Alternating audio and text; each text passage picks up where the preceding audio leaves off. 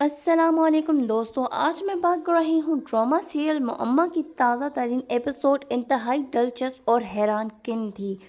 اس بار جہاں آرا کو پہلی دفعہ کسی نے واقعی شکست دی۔ جہاں آرا ہمیشہ کی طرح پر اعتماد انداز میں ذیشان اور جنید کے ساتھ بیٹھی ہوئی تھی۔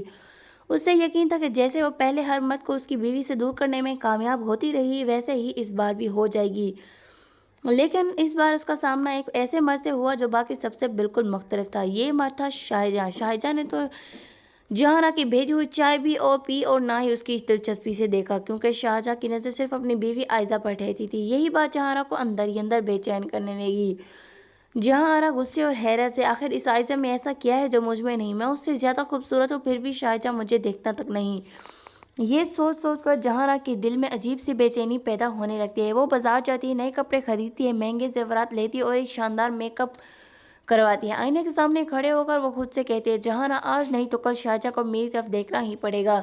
رات کے وقت جہاں آرا خوبصورت لباس پہن کر خوشبو لگا کر شاہجہاں کے دروازے پر دستک دیتی ہے۔ دروازہ کھلتا ہے، شاہجہاں دروازے پر کھڑا ہوتا ہے اور سامنے سجی سنوری جہاں آرا کو دیکھتا ہے۔ جہاں آرا مسکراتے ہوئے کہتی ہے، جہاں آرا میں آپ نے کھانا بنایا، سوچا آپ کو بھی دیں۔ شاہجہاں تلنے میں خاموش رہتا ہے، پھر سنجیدگی سے کہتا ہے، شاہجہاں میں تمہاری تیاری اور یہاں آنے کا مقصد اچھی طرح سمجھتا ہوں۔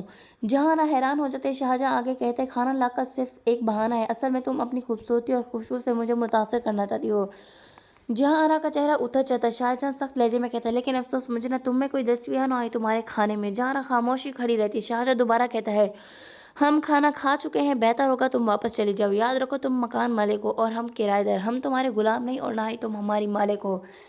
یہ الفاظ جہاں آرا کے دل پر تیر کی طرح لگتے ہیں۔ جہاں آرا غصے اور شرمندگی میں اپنے کمرے میں واپس آتی ہے، وہ میز پر رکھا کھانا غصے میں پھینک دیتی ہے۔ یہ ناممکن ہے، آج تک کوئی میری طرف دیکھے بغیر نہیں رہا۔ پھر آہستہ آہستہ وہ سوچنے لگتی ہے، شاید یہی وہ آدمی ہے جس کی مجھے ہمیشہ سے تلاش ہے۔ اس لیے میں اس کے دل میں شاہجہاں کے لیے ایک نئی کیفیت پیدا ہونے لگتی ہے۔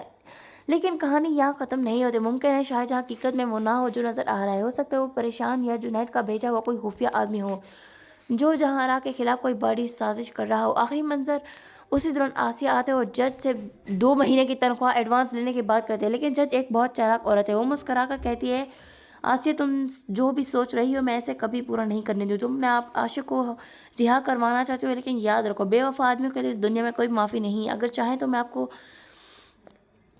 چاہیں تو آپ اس ویڈیو کو لائک کریں، میرے چینل کو سبسکرائب کرنا نہ بھولیں۔ ملتے ہیں اگلی ویڈیو میں، تب تک کے لیے اللہ حافظ۔